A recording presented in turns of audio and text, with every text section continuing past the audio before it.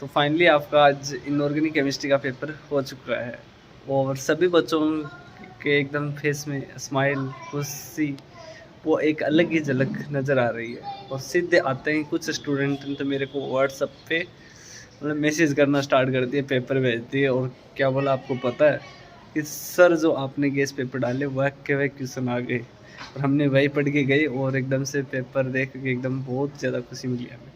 तो अब आप लोगों की बारी है कि आपने क्या हमारा कल वाला वीडियो देखा या नहीं देखा।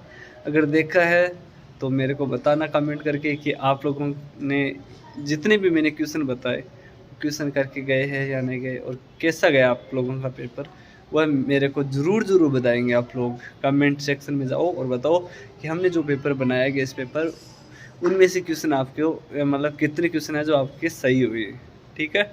और अब मैं आपको ये दिखाने वाला हूँ जो अदर स्टूडेंट देखना चाहते हैं कि भाई क्या ये सही है या गलत, मैंने जो बताया क्वेश्चन आए या नहीं है। तो मैं आपको क्वेश्चंस भी दिखाऊंगा साथ में और जो आज का पेपर है वो भी दिखाऊंगा, तो आपको पता चल जाएगा कि अपने जो गेस्ट पेपर उसमें से एमजीसी यूनिवर्सिटी के जो सेमेस्टर सेकेंड के एग्ज़ाम लगे उनमें सारे के सारे क्वेश्चन है जो ऐसे के ऐसे ही आ चुके हैं और जो स्टूडेंट पढ़ के गया है उनका एकदम पेपर अच्छा गया है। तो मैं आप लोगों को दिखाऊंगा और चलिए थोड़ा सा टाइम दूंगा और देखना कि एकदम सारे के सारे क्वेश्चन ही आ गए। तो आ जाओ स्क्रीन पे और दिखाते हैं। तो ये है अपना इनऑर्गेनिक केमिस्ट्री सेकंड सेमेस्टर का जो आज का पेपर और इनमें हम देखने वाले हैं कि अपने जो गेस पेपर है उनमें कितने क्वेश्चन हैं जो आए हैं। तो पहले आप लोग अपना गेस पेपर देख लें, उसके बाद में हम इस पेपर में आएंगे, ठीक है, जिससे पता चल जाएगा कि यहाँ से क्वेश्चन है जो बने या नहीं बने। ये अपना कल का पेपर तैयार किया हुआ था, जो स्टूडेंट पढ़ के गए तो उन सबको पता है।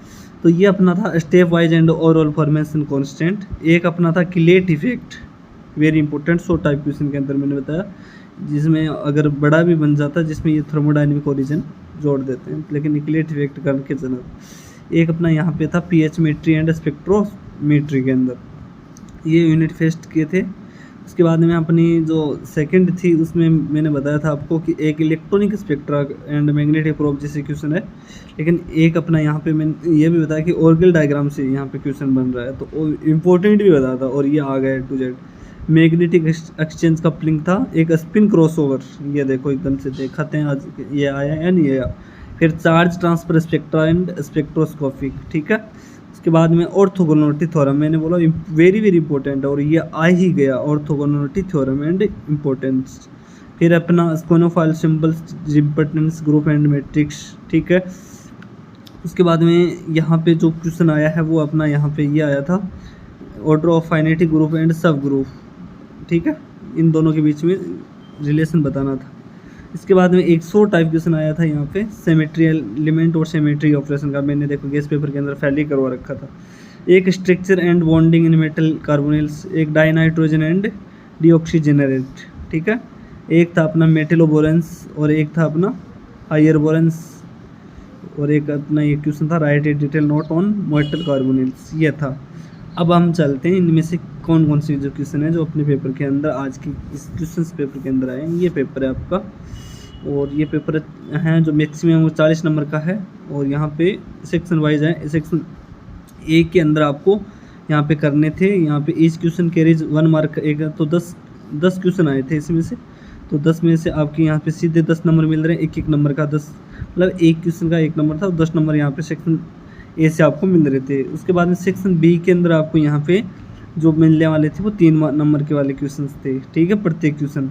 तो यहाँ पे 5 क्वेश्चन है और 3 नंबर 15 क्वेश्चन यहाँ पे दे रहे थे और यहाँ पे आंसर 3 क्वेश्चन, और यानी यहाँ पे जो क्वेश्चन है आपको 3 क्वेश्चन के आंसर देने थे और बड़े वाले क्वेश्चन है 500 यूनिट सेक्शन से। तो ये देखो अब आपके सामने पेपर है जो नज़र आ रहा होगा, व्हाट इज क्लेट इफेक्ट, बताओ ये मैंने करवाया या नहीं करवाया, करवाया था ना, अरे हाँ या ना कमेंट करके बता देना कि ऐसा कैसा ये ना। एक है what is meant by spectroscopy ground state, अगर आपने वो किया है स्पेक्ट्रोमेट्री से ये जो इलेक्ट्रॉन स्पेक्ट्रा वाला, तो यहाँ पे ये क्वेश्चन है जो ए टू जेड आ गया। इसके बाद में symmetry element and symmetry operation, ये लो, ठीक है, एकदम से टू जेड है या नहीं है, बोलो आया या नहीं है, मज़ा आया ना। उसके बाद discuss the nature of metal carbon bond is metal carbon, तो यहाँ पे ये करना था, लेकिन इसके अगर ये नहीं करते हैं तो स्टूडेंट ये कर सकते हैं ठीक है, सॉरी ये बीच में यहाँ पे है वो बीच में वो आ गया पेज आगे पीछे, तो इस पे ध्यान देना। ठीक है, तो which of the following paramagnetic, इसमें आपको बताना था कि ये पैरामैग्नेटिक है या नहीं है, तो इसका इलेक्ट्रॉनिक कन्फिगरेशन लिखना था इस तरह से। फिर इसमें ये देखना था कि लोन पे रिप्रेजेंट है या नहीं है, वो आपको डिफाइन करना था। इसके बाद में देखो ग्रुप एंड सब ग्रुप, यहाँ पे ग्रुप थ्योरी से क्वेश्चन आए थे, ग्रुप एंड सब ग्रुप का यहाँ पे ये डिफाइन करना था आपको, एकदम छोटा वाला क्वेश्चन। एक थर्मोडायनेमिक एंड काइनेटिक स्टेबिलिटी से ये क्वेश्चन आया था। एक अपना यहाँ पे व्हाट आर मेटल कार्बोनिल्स, और यहाँ पे मेटल कार्बोनिल्स के बारे में बताना था और 2 एग्जाम्पल बताने थे। ठीक है, और क्या है why carbonyl formed by transition metal on, की वजह आपको बताना था कि ये जो है कि कार्बोनिल है जो ट्रांजिशन मेटल ओनली क्यों बनाते हैं, तो इनका कारण बताना था। एक क्या है व्हाट आर कार्बोवेरेंस विथ एग्जाम्पल, तो कार्बोवेरेंस क्या होते हैं उनके बारे में बताना था और एग्जाम्पल बताना था। ठीक है, write the structure higher boron B4H10 की यहाँ पे स्ट्रक्चर बनानी थी आपको। इसके बाद सेक्शन बी से देखो कौन कौन से क्वेश्चन हैं जो पूछे गए थे।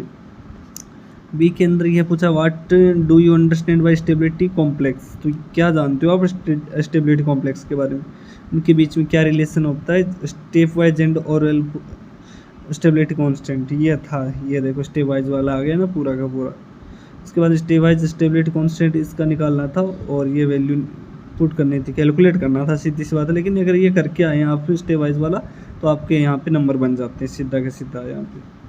ठीक है, उसके बाद में आपका यहाँ पे स्पिन क्रॉस ओवर आ गया, ये देखो स्पिन क्रॉस विथ एग्जांपल, अगर स्पिन क्रॉस पढ़ा है तो साथ में एक एग्जांपल भी बताना था।